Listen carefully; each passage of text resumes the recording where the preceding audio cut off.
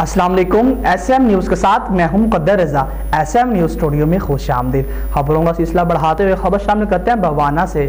قلم قبیلہ چنیوٹ کے زیر اہتمام روداد تقریب رونمائی محفل مشاعرہ شروس دل حفیظ الرحمان حفیظ کی تقریب رونمائی اور محفل مشاعرہ کا انعقاد کیا گیا ہے۔ مزید تفصیلات جانتے ہیں اپنے نمائندے افضل رومانہ سے۔ جی افضل، آگاہ کیجئے گا اس حوالے سے۔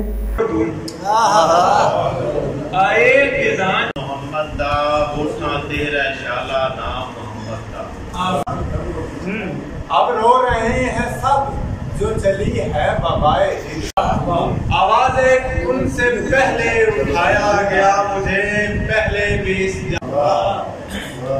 شادی اپنے تانے چیلیاں پٹیاں بنیاں ہیں۔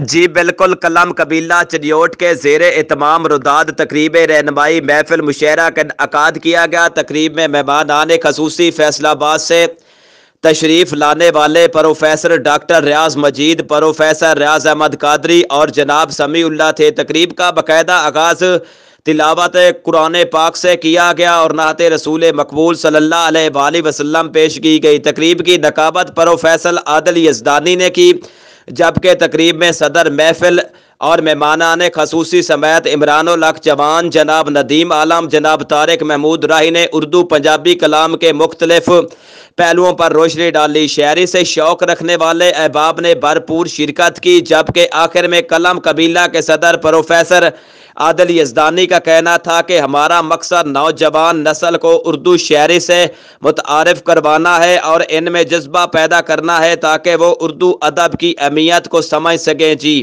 بہت شکریہ افضل، تفصیلات سے آگاہ کرنے کے لیے۔ مزید خبروں کے لیے دیکھتے رہیے ایس ایم نیوز۔